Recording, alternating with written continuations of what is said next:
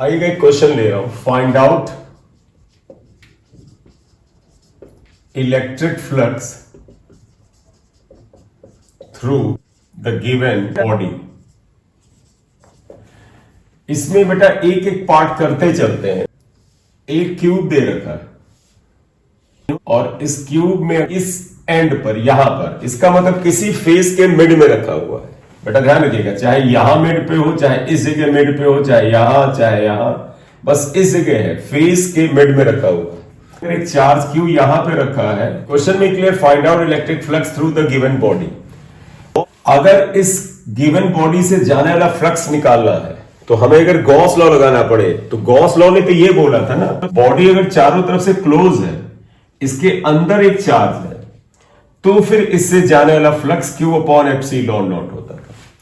ये चार्ज बेटा इस क्लोज बॉडी के एंड पर है, तो आपको इस चार्ज को चारों तरफ से क्लोज बॉडी के अंदर लाना चाहिए। ऐसा तभी हो सकता है जब आप इसके बाद बराबर में इतनी ही डायमेंशन का, मतलब इतनी ही साइज का एक और क्यूब बना दें। अगर बेटा इतनी ही डायमेंशन का क्यूब आप बनाते हैं तो उससे जानते क्या होता है, अब ये जो बॉडी यहां से यहां तक बनी, इस पूरे से जाने वाला फ्लक्स क्या होगा, क्यू अपॉन एप्सिलॉन नॉट। तो देखो, flux through entire close body will be equal to Q upon epsilon not. ये गॉस थ्योरम लगा रहा है बेटा। तो बताइएगा बेटा, इन दोनों क्यूब से जो बॉडी बनी उससे इतना फ्लक्स जा रहा है, तो इस गिवन बॉडी से फ्लक्स कितना जाएगा, half. Therefore flux through given body या given cube is equal to half of q upon epsilon not. ये आंसर आ जाए। ये एक पहला पार्ट हुआ। एक सेकेंड पार्ट लेते हैं। एक ऐसा कोन बना दिया, इसके इस एंड पे एक चार्ज क्यू है, इस कोन से जाने वाला फ्लक्स बताओ। फिर देखो बेटा, वही बात आ गई, कोन इस तरफ से तो क्लोज है लेकिन ऊपर से ओपन है, तो तुम्हें वही करना चाहिए।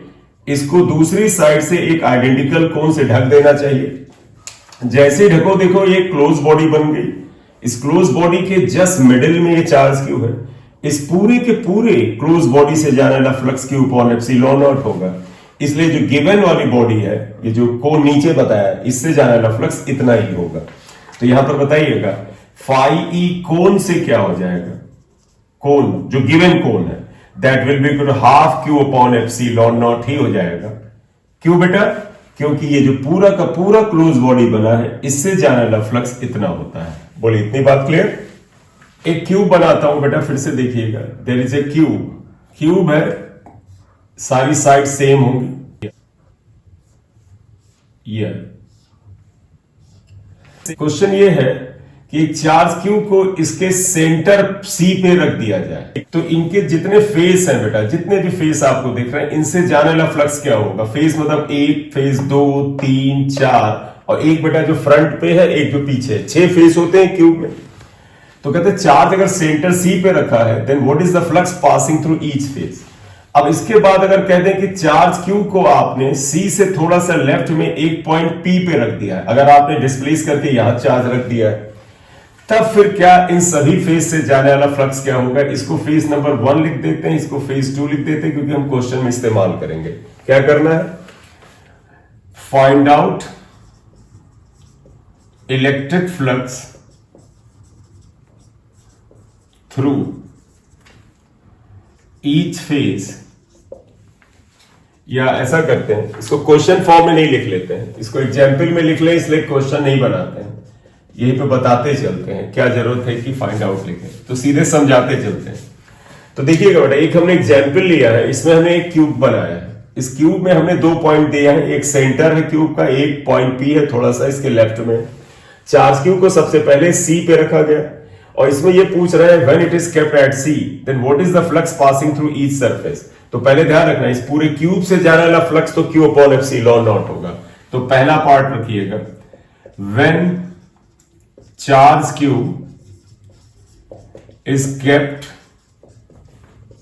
at the center C, then बताइएगा phi E through cube, cube से जाने वाला फ्लक्स क्या होगा, क्यू अपॉन एप्सिलॉन नॉट होगा। एवरीबडी नोज बेटा, इस क्यूब के अंदर चार्ज है, तो इस पूरे क्यूब से जाने वाला फ्लक्स गॉस थ्योरम से 1 upon epsilon not times the net charge inside the cube, ये आता है। तो एक तो पहले ये बात आ गई। अब बताइएगा इस पूरे क्यूब से अगर इतना चार्ज, इस पूरे क्यूब से अगर इतना फ्लक्स जाता है तो इस क्यूब में देखो 6 फेस है, 1 2 3 4, एक जो हमारी साइड फ्रंट पे एक पीछे। तो वास्तव में ये फ्लक्स जो गुजरा है ये 6 फेस से गुजरा है। तो कहा जाए ईच फेस, यानी इस फेस से जाने वाला फ्लक्स बताओ ईच फेस, तो बेटा इसका 1/6 हो जाएगा। तो सेकेंड पार्ट क्या आएगा, phi through the each face, इसके ईच फेस से अगर आप ले लें that will be to 1/6 upon Q upon epsilon naught, क्योंकि ये फ्लक्स 6 फेस से गुजर रहा था तो एक फेज से 1/6। बोले क्लियर? यहां तक when charge Q is kept at the centre C. अब हम ले रहे हैं पॉइंट पी पे लिखा है when charge Q is kept eight point P. अगर ये पॉइंट पी पे है, इस क्यूब के अंदर चार्ज क्यू कहीं पर भी हो, पी पे सी पे और इधर उधर, पूरे से जाने वाला फ्लक्स तो सेम ही रहेगा। किसी क्लोज बॉडी से गुजरने वाला जो फ्लक्स होता है वो चार्ज की पोजीशन पे नहीं डिपेंड करता है, बस वो कहता है अंदर होना चाहिए। तो अगर आप इस केस में भी देखें तो phi E through the cube, phi E through the cube, बेटा वो क्यू अपॉन एप्सिलॉन नॉट ही होगा। क्यों? क्योंकि चार्ज चाहे सी पे हो चाहे पी पे हो या कहीं हो, बस अंदर होगा तो इतना आएगा। लेकिन अब तुम ये नहीं कह सकते कि अगर चार्ज को सी की बजाय पी पे रख दिया गया है तो अब तुम कहोगे कि सर ये पॉइंट पी इस वाले फेज के थोड़ा ज्यादा नजदीक है तो यहां से ज्यादा फ्लक्स जाएगा, इससे कम फ्लक्स जाएगा। इन सभी फेज से जाने वाला फ्लक्स अब बराबर नहीं होगा। ये बराबर तभी हो सकता था जब मिडिल में रखा था। तो अब इसमें तुम कहोगे कि सर इन सभी फेज से जाने वाला फ्लक्स इक्वल नहीं होगा और 1/6 क्यू अपॉन एप्सिलॉन नॉट नहीं होगा। अब वो कितना होगा वो दूसरे मेथड से निकाला जाता है, वो E.ds वाले मेथड से निकाला जाता है। वो आमतौर पर IIT एडवांस में कुछ जगहों में पूछते हैं और जगह जाए नहीं एडवांस में, तो फिर उसके लिए सफिशिएंट टाइम भी देते हैं। यहां पर तुम सिर्फ ये कह सकते हो कि पॉइंट P जो है इस फेस 1 के नजदीक है तो यहां से जाने वाला फ्लक्स थोड़ा ज्यादा होगा एज कंपेयर टू फेस 2। तो सेकेंड पार्ट इसका क्या आ जाता है, अगर मैं इस पॉइंट को A लिख दूं और दिस इज B, तो देखो flux through phase 1 is greater than flux through phase 2, phase 2 से ज्यादा होगा। बोले क्लियर बेटा? यहां पे सेम था बेटा, सभी फेज से जाने वाला फ्लक्स क्या था, सेम था। क्लियर? अगर इस जगह पे चार्ज रखा हो, यानी फेज का या आप कह सकते हैं एक इसका जो एज है इसके मिडिल में यहां चार्ज रखा हो, तो फिर इनका क्वेश्चन है कि इससे जाने वाला फ्लक्स क्या होगा। तो बेटा इस चार्ज को एक क्लोज बॉडी के अंदर करना पड़ेगा, क्योंकि गॉस थ्योरम तभी लगता है when charge is inside the close body. ऐसा तभी हो सकता है जब हम इस क्यूब के इधर एक और क्यूब बनाए। देखो बेटा अगर हम इस क्यूब के बगल में इतना बड़ा क्यूब और बना दें तो देखो इधर का हिस्सा ढक गया, लेकिन ऐसा ही एक क्यूब बेटा हम यहां सामने रखें और एक क्यूब ये और सामने रखें, तब तुम देखोगे 1 2 और एक फ्रंट पे क्यूब रखें और यहां रखें तो ये पूरा का पूरा चार्ज इसके अंदर चला जाएगा। बोलिए ये बात क्लियर है? किसी को ना क्लियर हो तो मैं एक मिनट बुक में बताने की कोशिश करता हूं। हालांकि क्यूब नहीं है परफेक्ट, लेकिन ध्यान रखिएगा इसके अकॉर्डिंग। देखो अगर मैंने ये ऐसे लिया ये, तो इनके अकॉर्डिंग इस एंड पे यहां रखा था, चार्ज यहां रखा है। आप देखिएगा चार्ज इस जगह है और ये कहते हैं फ्लक्स आप कहां से बताइए, फ्लक्स इस बुक से। इसे क्यूब मानिएगा बेटा, इसकी लंबाई चौड़ाई सब सेम मानिएगा यहां पे। तो देखो चार्ज तो बाहर है बेटा, तो ये फ्लक्स तो इधर इधर हर तरफ करेगा। तो आप क्या करोगे, तुम कहोगे एक बुक सर आप इधर और रख दीजिए और एक बुक ये सामने रख दीजिए और एक बुक पड़ोस में। तो यहां पर एक बुक रख दें हम, इसके बाद एक बुक इधर एक इधर रख दे, चार्ज। तो देखो ये चार्ज पूरी तरह से एक दूसरी बुक, एक तीसरी बुक और एक चौथी बुक के बिल्कुल अंदर चला जाए। तो उन चारों से जो क्लोज बॉडी बनी उससे जाने वाला फ्लक्स कितना होगा, Q अपॉन एप्सिलॉन नॉट। तो एक से जाने वाला क्या होगा, 1/4 Q upon epsilon naught. Clear है बेटा? तो flux through 4 cubes equal to Q upon epsilon naught. Therefore flux through given cube is equal to 1/4 Q upon epsilon naught। ये आंसर आएगा। एक और एग्जाम्पल ले, चार्ज अगर क्यूब के एक कॉर्नर पे रखा है, आप इसको सोच के बताइएगा, कोई जरूरी नहीं कि सजेशन। अगर यहां चार्ज रखा है क्यूब, बताओ बेटा इस चार्ज को वेल इनसाइड करने के लिए कितने क्यूब लगाने पड़ेंगे?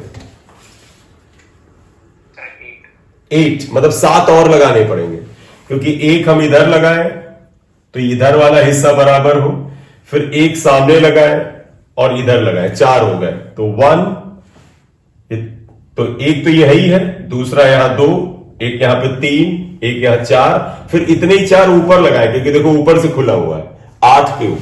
तो इसको एक क्लोज बॉडी के अंदर रखने के लिए 7 और क्यूब लगाने पड़ेंगे, टोटल 8 क्यूब होगा। तो उन 8 क्यूब से जाने वाला फ्लक्स होगा बेटा Q अपॉन एप्सिलॉन नॉट। तो इस गिवन क्यूब से जाने वाला फ्लक्स क्या हो जाएगा? 1/8। तो इस केस में हाँ 1/8 हो जाएगा ना बेटा, बोले बेटा? चल, इस क्यूब से जाने वाला फ्लक्स 1/8 हो जाएगा। लेकिन अब इसमें एक क्वेश्चन ये पूछ लेते हैं, क्यूब के फेस से जाने वाला, हर फेस से जाने वाला फ्लक्स क्या होगा? इसमें 6 फेस है बेटा, then what is the flux passing through each face? This is the flux through this entire cube having 6 faces, 6 face है। तो what is the flux through the each phase? तो आप क्या हो जाएगा, इसका 1/6 हो जाएगा। नहीं, ये गलत है, क्योंकि गौर से देखो ये चार्ज यहां रखा है, इस चार्ज की वजह से इस फेस से जाने वाला फ्लक्स टच करता हुआ जाएगा, इस फेस से जाने वाला फ्लक्स टच करता हुआ जाएगा, और इस फेस से जाने वाला टच करता जाएगा। और फ्लक्स टचिंग जो होता है वो 0 होता है, आप समझिएगा। जैसे ये कॉर्नर पे रखा है, गौर से देखो बेटा, इस हिसाब से ये यहां रखा है, देखो इस जगह। तो देखो बेटा, इस कॉर्नर के साथ एक फेस ये अटैच्ड है, इस कॉर्नर के साथ ये कॉर्नर, ये अलग कॉर्नर के साथ एक ये फेस अटैच है।